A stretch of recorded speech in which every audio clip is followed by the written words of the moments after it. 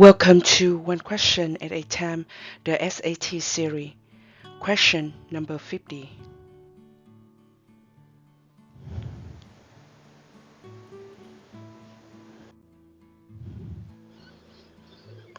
If p plus 2 square root of x minus 1 equal q and q greater than p, what is x minus 1 in terms of p and q?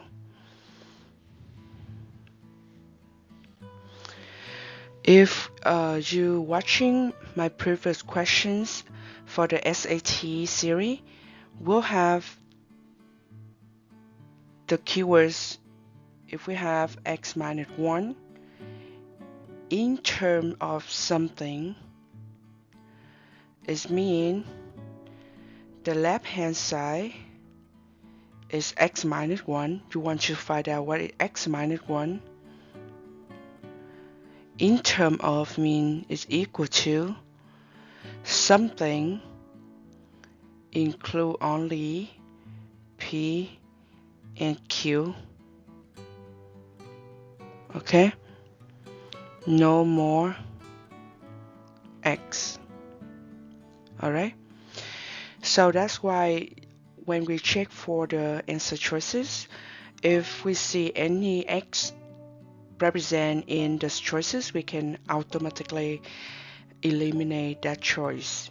Okay, so in this case, when we're checking that is okay, right? Because we don't see any x.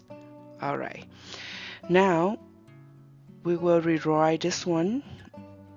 The given equations, p plus 2 square root of x minus 1 equal q. Okay, we'll write out x minus 1 is the one we should isolate because that is what they're asking. Okay, so we keep the same thing. We don't solve for x. We want to solve for x minus 1. That's what they want. Okay, so be careful. Sometimes you can solve for x by adding 1 both sides, right? But in this case, we don't do that because they're asking for x minus 1, not x. Okay? Alright, now we continue. Remember, when we want to isolate the x minus 1, this is two terms, right? We have p is one term right here. And then we have another term right here. Then this one another term, right? So we want to isolate the x minus 1. We have to get rid of other term, right? So p right here is the term we want to get rid of. Alright? So we would do subtract p both sides.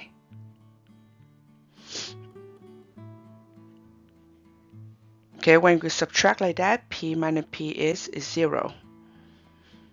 So now on the left hand side, we only have 2 square root of x minus 1 equal q minus p.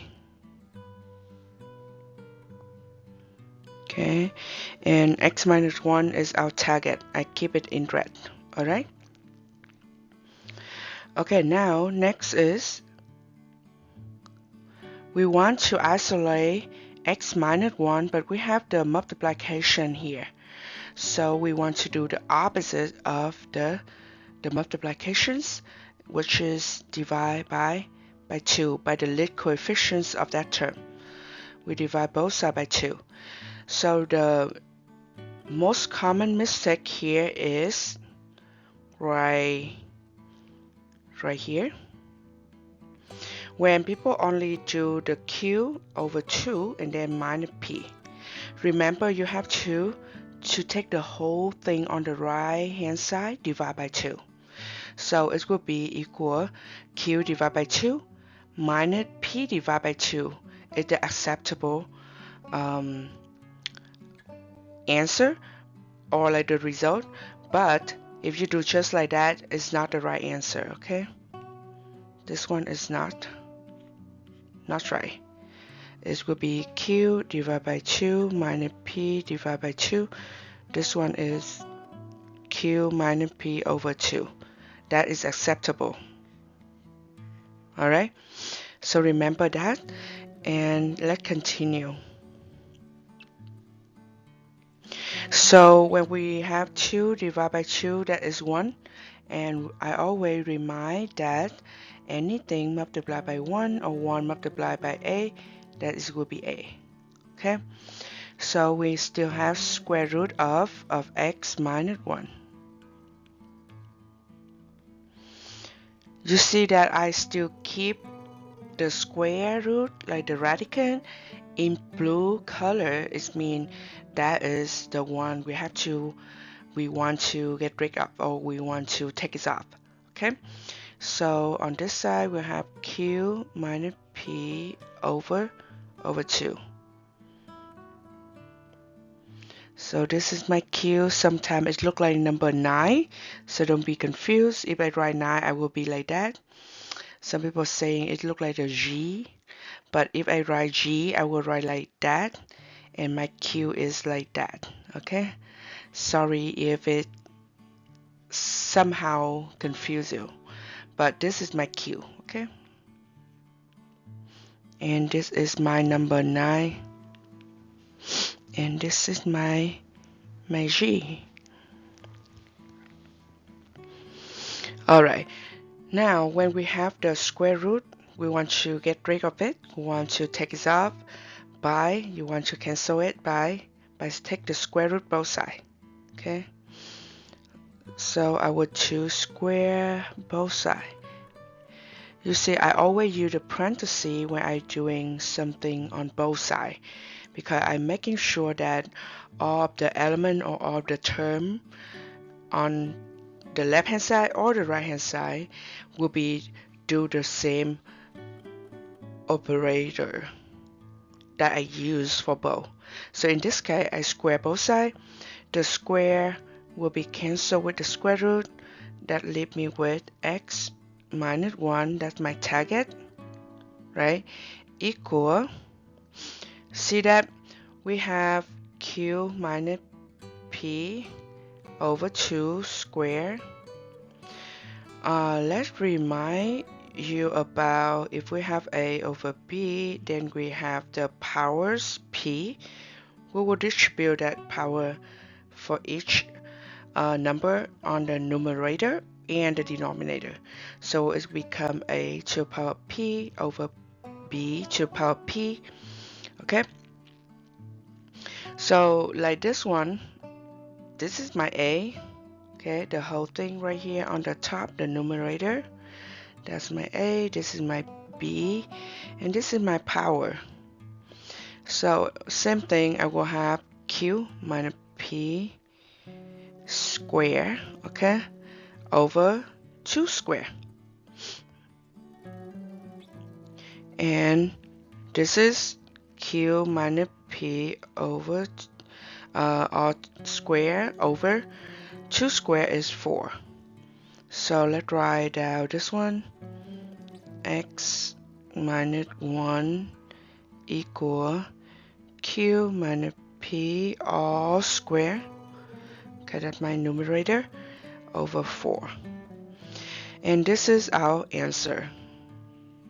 Because they don't asking for x, they're asking for x minus 1, so we stop here, okay? So we stop here. Since we find out what we need, okay? If they ask what is x, so then you have to do one more step. That means we have to do adding 1 both sides, alright? So in this case, the answer is E.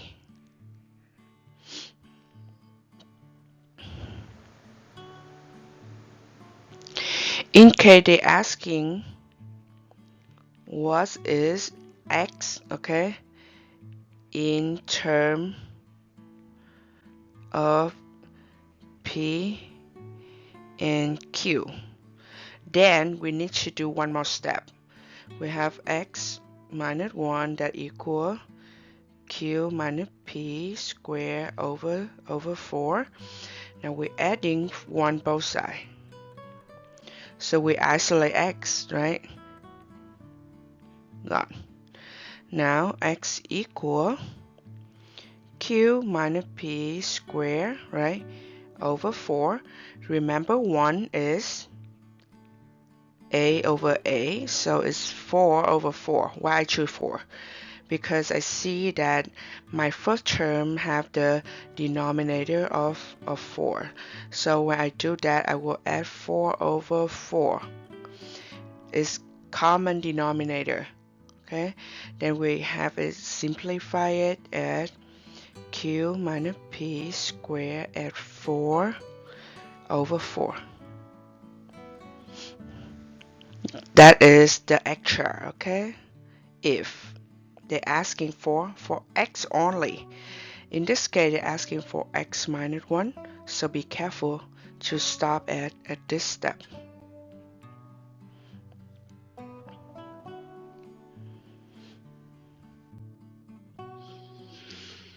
Thank you for participating in this series, and see you next time.